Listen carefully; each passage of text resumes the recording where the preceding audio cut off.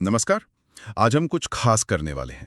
हमारे पास हैं कुछ अंग्रेजी मुहावरे, इडियम्स जो प्रतियोगी परीक्षाओं जैसे SSC, CGL, CHSL, MTS, banking इनके लिए बहुत महत्वपूर्ण है। हाँ बिल्कुल। और अक्सर ये सिर्फ रटने पड़ते हैं, पर आज हम कोशिश करेंगे कि इन्हें समझें। सही कहा। तो आज हम इनकी गहराई में उतरेंगे, इनके मतलब, इनका इस्तेमाल और कैसे ये परीक्षाओं में काम आ सकते हैं। मकसद सिर्फ जानना नहीं, बल्कि सही मायने में समझना है। बिल्कुल, ये मुहावरे सिर्फ शब्द नहीं है। परीक्षाओं में सीधे सवाल आ सकते हैं इनसे, या फिर रीडिंग कॉम्प्रिहेंशन में छुपे हो सकते हैं। हाँ, और वहां अगर मतलब नहीं बता तो मुश्किल हो जाती है। सही बात है। तो आज कोशिश रहेगी कि हर मुहावरे को आसान बनाए, ताकि वो याद रहे और सही जगह इस्तेमाल भी हो सके। बढ़िया। तो चलिए शुरू करते हैं। पहला मुहावरा है हमारे पास, बाइट द बुलेट। सुनने में थोड़ा अजीब है। हाँ, शाब्दिक अर्थ पर मत जाइए। बाइट द बुलेट का मतलब है फेस अ डिफिकल्ट और अनप्लेजेंट सिचुएशन विद करेज। मतलब किसी मुश्किल या कह सकते हैं नागवार स्थिति का सामना हिम्मत से करना। अच्छा, मतलब कोई मुश्किल काम है जिसे मजबूरी में करना पड़ रहा है, हम्म। पर हिम्मत के साथ। हाँ बिल्कुल, साहस के साथ कठिन परिस्थिति का सामना करना। जैसे मान लीजिए, जैसे परीक्षा पास है और कोई मुश्किल टॉपिक पढ़ना ही है, हम्म। चाहे मन ना हो। सही पकड़ा। एग्जाम्पल है, she decided to bite the bullet and admit her mistake. मतलब उसने हिम्मत दिखाई और अपनी गलती मान ली। अच्छा।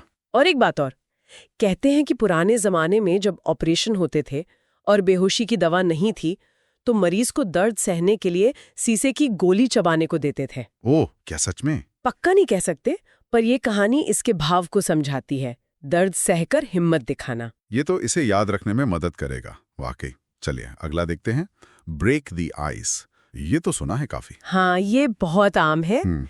मीनिंग है टू इनिशिएट कॉन्वर्सेशन और सोशल इंटरैक्शन, खासकर जब लोग थोड़ा ऑकवर्ड महसूस कर रहे हों या अजनबी हों। मतलब माहौल थोड़ा गंभीर है और कोई बातचीत शुरू करके उसे हल्का कर दे, चुप्पी तोड़ना जिसे कहते हैं। बिल्कुल, हिंदी में कहेंगे किसी असहज स्थिति में बातचीत की शुरुआत करना या माहौल को सहज बनाना। जैसे किसी मीटिंग से पहले सब चुप बैठे हों और कोई मजाक सुना दे। He told her joke to break the ice at the meeting.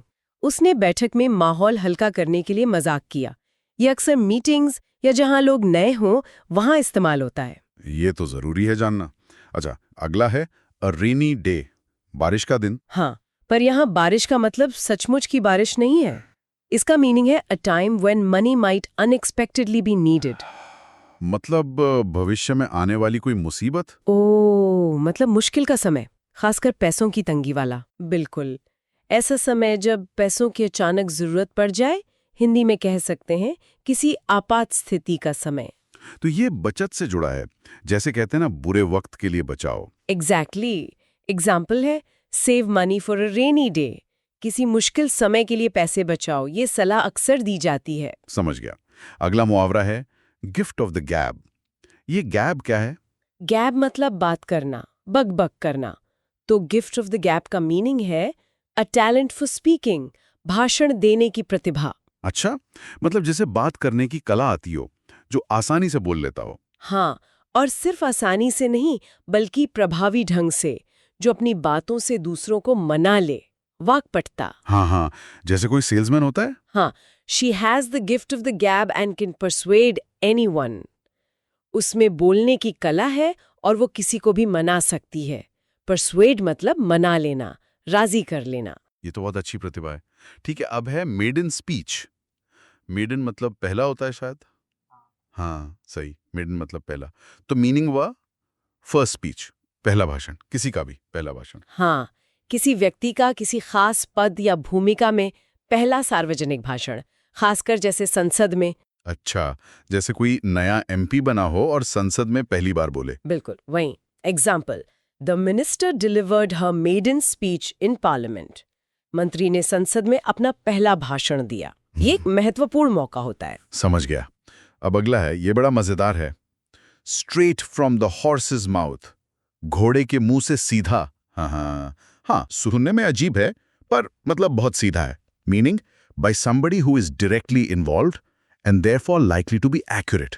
मतलब जानकारी सीधे उस व्यक्ति से मिलना जो उस मामले से जुड़ा हो। अच्छा, मतलब किसी भरोसेमंद सूत्र से। अफवाह नहीं, सीधी बात। बिल्कुल, सीधे स्रोत से प्राप्त जानकारी। Example, I heard it straight from the horses mouth. मुझे ये सीधे स्रोत से पता चला, कोई बीच में नहीं, सीधा उसी से जिसने देखा या किया। ये तो बहुत काम का है आजकल गलत खबरों के जमाने में। सही कहा। कहते हैं ये घोड़ों की रेस से आया है, जहां ट्रेनर या जॉकी की बात सबसे पक्की मानी जाती थी। शेर का हिस्सा। ये तो आसान लग रहा है। हाँ, अंदाजा सही है। मीनिंग द मेजर पोर्शन, सबसे बड़ा हिस्सा। किसी भी चीज का सबसे बड़ा हिस्सा। हाँ, किसी भी चीज का, जैसे लाभ का, काम का या श्रेय का भी। Example, he took the Lions share of the credit. उसने श्रेय का सबसे बड़ा हिस्सा लिया, मतलब वाहवाही ज्यादातर उसी को मिली। अच्छा, मतलब जरूरी नहीं कि काम भी उसी ने सबसे ज्यादा किया हो सकता है किया हो, या हो सकता है बस हिस्सा बड़ा ले लिया हो। कॉन्टेक्स्ट देखना पड़ता है। जैसे she did the Lions share of the work, यहां मतलब है उसने काम का सबसे बड़ा हिस्सा किया। ठीक है, समझ गया। अब है टर्न द कॉर्नर, कोना मुड़ना। हाँ, इसका मतलब है मुश्किल दौर से बाहर आना। मीनिंग टू इम्प्रूव और make progress after a period of difficulty. कठिन समय से बाहर आना, स्थिति का बेहतर होना। अच्छा, मतलब जैसे कोई बीमार था और अब ठीक होने लगा है, या कोई कंपनी घाटे से मुनाफे में आने लगी है। बिल्कुल, ये उस मोड़ को दिखाता है जहां से चीजें सुधरने लगती हैं। पूरी तरह ठीक होना नहीं, पर सुधार की शुरुआत। Example, after months of struggle the company finally turned the corner. महीनों की कठिनाइयों के बाद कंपनी ने सुधार किया। ये तो अच्छी बात है, उम्मीद जगाने वाला मुहावरा है ये। हाँ, अब है kept her cards close to her chest, पत्ते सीने से चिपका कर रखना। ये तो ताश के खेल जैसा लग रहा है। हाँ, वहीं से आया है ये, जैसे पोकर में अपने पत्ते छुपाते हैं। Meaning kept her plans and thoughts hidden, अपनी योजनाओं को छुपा कर रखना। अच्छा, मतलब अपने इरादे जाहिर ना करना। गुप्त रखना। बिल्कुल। अपनी योजनाओं, इरादों या विचारों को गुप्त रखना, किसी को बताना नहीं। Example, she kept her cards close to her chest during the negotiation. उसने बातचीत, निगोसिएशन के दौरान अपनी योजनाओं को छुपा कर रखा। निगोसिएशन मतलब मोलभाव या समझौता वार्ता। हाँ, तो ये मुहावरा दिखाता है कि व्यक्ति सावधान है और अपनी रणनीति बताना नहीं चाहता। बिजनेस में, राजनीति में, कहीं भी इस्तेमाल हो सकता है। वाह। अब है कट कॉर्नर्स। सुनने में लगता है जैसे कोई कोना काट रहा हो। हाँ, कुछ कुछ वैसा ही समझ लीजिए। इसका मतलब है do something in an inexpensive and easy way but reduce the quality. अच्छा। यानी हिंदी में कहें तो किसी काम को सस्ता और आसान बनाने के चक्कर में उसकी गुणवत्ता मतलब क्वालिटी कम कर देना। ओ, जैसे कोई प्रोजेक्ट जल्दी निपटाने के लिए जरूरी स्टेप्स छोड़ दे। हाँ, बिल्कुल सही उदाहरण है। या मान लीजिए कोई ठेकेदार है, पैसे बचाने के लिए घटिया सामान इस्तेमाल कर ले, तो हम कहेंगे he cut corners on the building materials. परीक्षा के लिए ये याद रखना जरूरी है कि इसमें काम तो हो जाता है पर क्वालिटी गिर जाती है। समझ गया, मतलब गुणवत्ता से समझौता। ठीक है, अगला है हार्ड नट टू क्रैक। इसका क्या मतलब हुआ?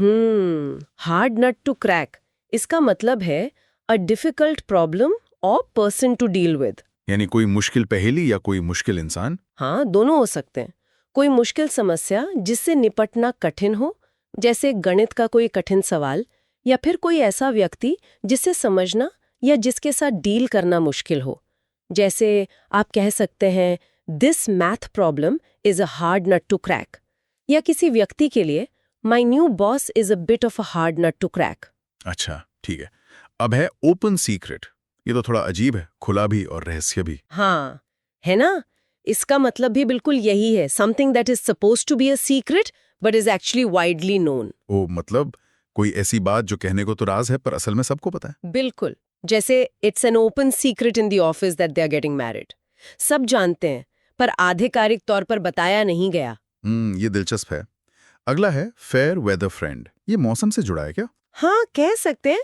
मतलब है a person who is only a friend when things are going well. अच्छा, यानी सुख का साथी, मतलबी दोस्त। हाँ, बिल्कुल, जो सिर्फ अच्छे समय में जब सब ठीक चल रहा हो तभी साथ होता है, जैसे ही कोई मुसीबत आती है वो गायब हो जाता है। He stopped calling me when I lost my job. Clearly just a fair weather friend. ये तो जीवन में अक्सर देखने को मिलता है। हम्म खैर, अगला है व्हाइट एलिफेंट, सफेद हाथी। इसका क्या मतलब? हाँ, ये बड़ा मजेदार मुहावरा है।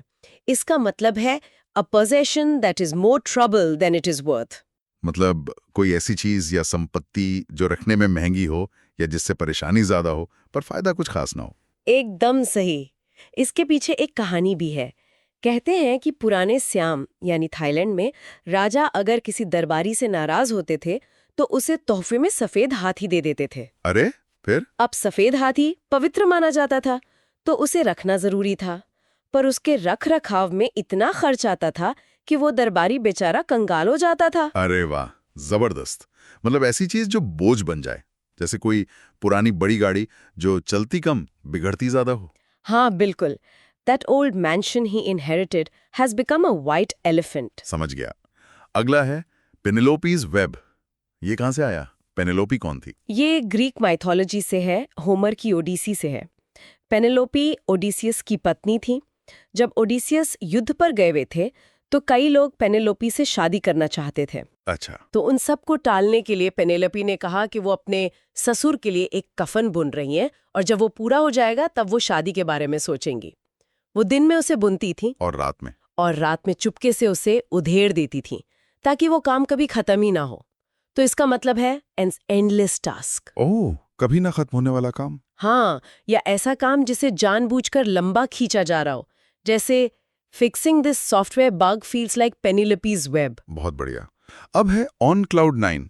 ये तो खुशी से जुड़ा लगता है। हाँ जी बिल्कुल। इसका सीधा सा मतलब है बीइंग वेरी डिलाइटेड, यानी बहुत ज्यादा खुश होना, सातवें आसमान पर होना।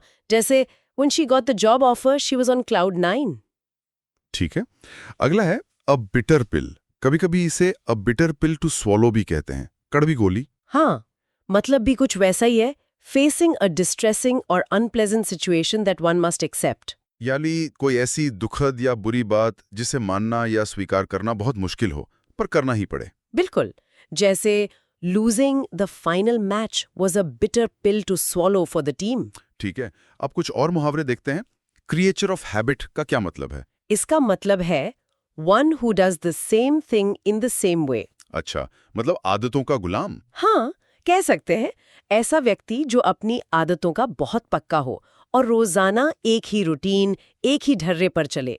जैसे my father is a creature of habit, he reads the newspaper at exactly 7 AM every morning. समझ गया। और हिट द रूफ, छत से टकराना, ये कैसा मुहावरा है? हाँ, नहीं, इसका मतलब है टू बिकम वेरी एंग्री। ओह, बहुत ज्यादा गुस्सा हो जाना, आग बबूला होना। हाँ बिल्कुल, गुस्से से पागल हो जाना। जैसे when he found out his car was damaged, he hit the roof। ठीक है, समझ गया। अगला है स्टार्ट फ्रॉम स्क्रैच। स्क्रैच मतलब खरोच। हाँ बिल्कुल। अर्थ है टू स्टार्ट और create something from the very beginning without using anything that existed before. यानी किसी काम को बिल्कुल शून्य से, एकदम शुरुआत से शुरू करना। सही। जैसे their first business failed, so they had to start from scratch with a new idea. ठीक है।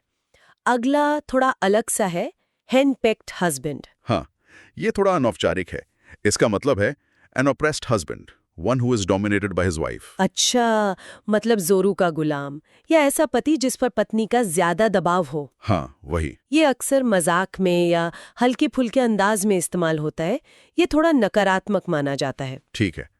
अगला है down in the dumps. Down in the dumps. इसका अर्थ है फीलिंग डिप्रेस्ड और लो इन स्पिरिट्स। यानी उदास या हताश महसूस करना, मन दुखी होना। हाँ, जैसे she's been a bit down in the dumps since a pet went missing. समझ गया। और ये वाला ब्रेक अ लेग, ये तो अजीब शुभकामना है, टांग तोड़ने की। हाँ, ये बहुत दिलचस्प है। इसका मतलब असल में है wishing someone good luck specially before a performance. अच्छा, शुभकामनाएं देना। हाँ, ये थिएटर की दुनिया से आया है। वहां ऐसा अंधविश्वास था कि किसी कलाकार को स्टेज पर जाने से पहले सीधे सीधे गुड लक कहना अपशगुन होता है। तो वो ब्रेक अ लेग कहते थे। हाँ बिल्कुल। तो ये शुभकामना देने का एक तरीका बन गया, खासकर परफॉर्मेंस से पहले। Break a leg tonight. अनोखा है। चलिए अगला है हैंड्स डाउन। हाँ, हैंड्स डाउन। इसका अर्थ है easily and without a doubt. मतलब आसानी से और बिना किसी शक के, निर्विवाद रूप से। बिल्कुल। जैसे he is hands down the best player on the team, या they won the competition hands down. ठीक है। चलिए अगला है डॉज द बुलेट। गोली से बचना। हाँ, भाव बिल्कुल वही है। मतलब है to narrowly avoid a difficult और डेंजरस सिचुएशन। यानी किसी मुश्किल या खतरनाक स्थिति से बाल बाल बचना। जैसे कोई मुसीबत आने वाली थी पर बच गए, एकदम सही। जैसे the company almost went bankrupt but they dodged a bullet with that last minute investment. बहुत अच्छे। चलिए अगला है विशियस साइकिल। सुनने में ये थोड़ा गंभीर सा लगता है ना? हाँ, है भी वैसा ही। विशियस साइकिल मतलब एक ऐसा दुष्चक्र जहां एक समस्या दूसरी को जन्म देती है और फिर वो दूसरी वाली पहली को और बिगाड़ देती है। अंग्रेजी में कहें तो अ कंटिन्यूइंग अनप्लेजेंट सिचुएशन, जहां वन प्रॉब्लम कॉजेज अनदर और वो फिर पहली को वर्स बना देती है। अच्छा। सोचिए जैसे गरीबी और अशिक्षा का चक्र होता है ना। गरीबी की वजह से अच्छी शिक्षा नहीं मिल पाती, और फिर अशिक्षा के कारण गरीबी से निकलना मुश्किल। हाँ बिल्कुल। वही ये एक क्लासिक विशियस साइकिल है। ये तो बिल्कुल साफ हो गया। अच्छा, अब अगला देखते हैं, एट अ लो एब। ये किस तरह की स्थिति बताता है? एट अ लो एब इसका मतलब है इन अ डिप्रेस्ड और वीक स्टेट, मतलब किसी चीज का स्तर बहुत नीचे होना। जैसे? जैसे किसी की हिम्मत हो सकती है या सेहत, या मान लीजिए किसी का व्यापार। उदाहरण के लिए कह सकते हैं कि लगातार असफलताओं के बाद उसका आत्मविश्वास एट अ लो एब पर था, मतलब बहुत कमजोर पड़ गया था। समझ गया। परीक्षा के लिहाज से भी ये जरूरी है, मोरल का लो एब पर होना। बिल्कुल। ठीक है। एक और है ऑफ एंड ऑन। स्रोत में इसके दो मतलब दिए हैं, नाउ एंड देन और पीरियोडिकली। इनमें कोई खास फर्क है क्या? देखिए, व्यवहारिक रूप से अंतर बहुत मामूली है। दोनों का मतलब है कभी-कभी या समय-समय पर। मतलब कोई काम नियमित रूप से लगातार नहीं होता, रुक-रुक कर होता है। अच्छा। जैसे कोई कहता है कि वो ऑफ एंड ऑन जिम जाता है, मतलब रोज नहीं जाता, कभी-कभार जाता है। परीक्षा में वाक्य के कॉन्टेक्स्ट से सही अर्थ पकड़ना होता है। समझ गया। अब ये वाला देखिए, left out in the cold. इसका क्या मतलब हुआ? किसी को सच में ठंड में छोड़ देना? हाँ, नहीं नहीं, शाब्दिक अर्थ पर नहीं जाना है। Left out in the cold का मतलब है टू बी इग्नोर्ड, मतलब किसी को जानबूझकर अनदेखा करना, किसी ग्रुप या बातचीत में शामिल ना करना। ओह। हाँ, जिससे उसे एकदम अकेला या बाहर महसूस हो। जैसे मीटिंग में नए सदस्य को left out in the cold महसूस हुआ क्योंकि बाकी सब पुराने लोग आपस में ही लगे हुए थे। ओके। अगला है जॉन्डिस्ड आई। क्या इसका पीलिया से कोई लेना देना है? जॉन्डिस? सीधा तो नहीं, पर हाँ, सोचने का नजरिया जरूर पीला, मतलब नेगेटिव हो जाता है। जॉन्डिस्ड आई का मतलब है रिजेंटमेंट, या कह सकते हैं पक्षपात वाला नजरिया रखना। पक्षपात वाला मतलब किसी व्यक्ति या चीज को शक, ईर्ष्या या नाराजगी की नजर से देखना, उसके अच्छे पहलू न देखकर सिर्फ बुराई ढूंढना। जैसे पुरानी दुश्मनी की वजह से वो अपने पड़ोसी के हर काम को जॉन्डिस्ड आई से ही देखता है। ये दिलचस्प है। अच्छा, और अ रॉ डील, ये कैसा सौदा है? रॉ मतलब कच्चा। हाँ, पर यहाँ मतलब है एक बुरा सौदा। और रॉ डील का मतलब है अनफेयर ट्रीटमेंट, सीधा सीधा अन्यायपूर्ण व्यवहार या नाइंसाफी। अच्छा। जब किसी को लगे कि उसके साथ ठीक बर्ताव नहीं हुआ, बराबरी का सलूक नहीं मिला, तो उसे लगता है कि उसे रॉ डील मिला है। जैसे उसे लगा कि प्रमोशन में उसके साथ पक्षपात हुआ, तो he got a raw deal. ठीक है। अगला मुहावरा है अ रैश ऑफ समथिंग। ये रैश स्किन वाला रैश तो नहीं है? नहीं नहीं, बिल्कुल नहीं। यहाँ रैश का मतलब है अचानक से बहुत सारी एक जैसी घटनाओं का होना, a large number of similar, और अक्सर बुरी चीजों का थोड़े ही समय में होना।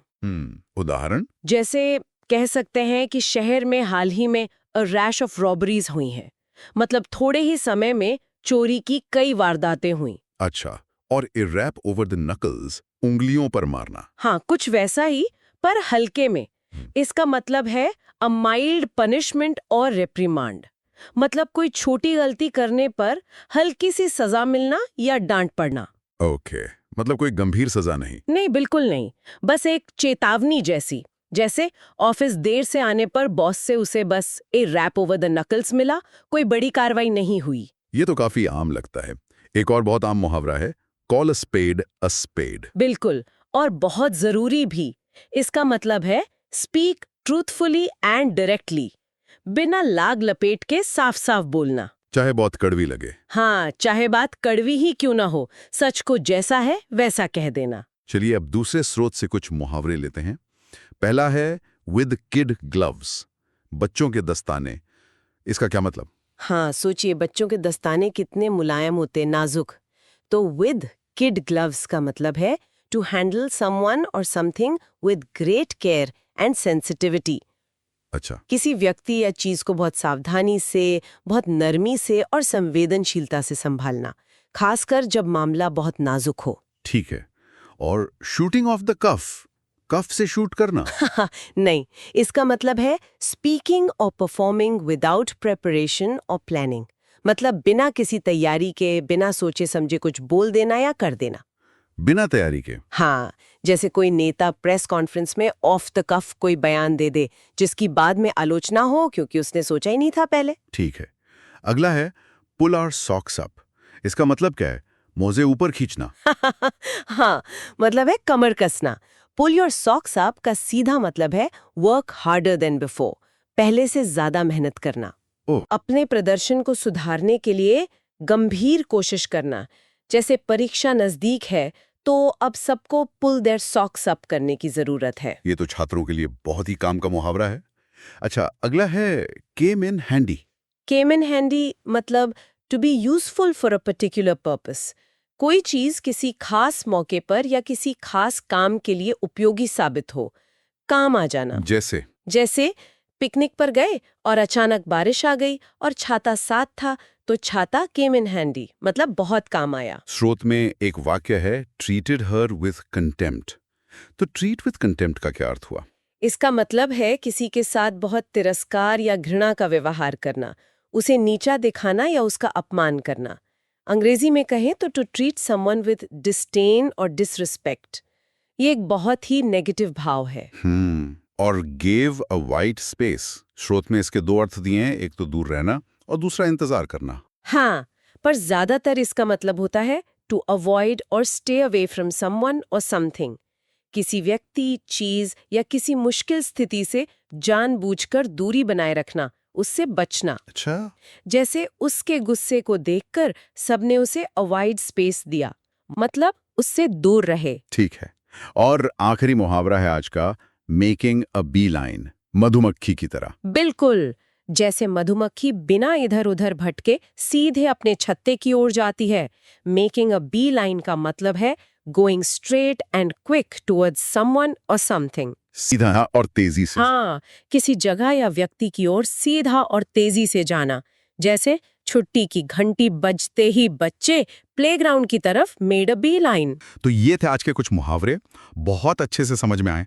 मुझे लगता है सुनने वालों को भी काफी मदद मिलेगी। हाँ, उम्मीद तो यही है।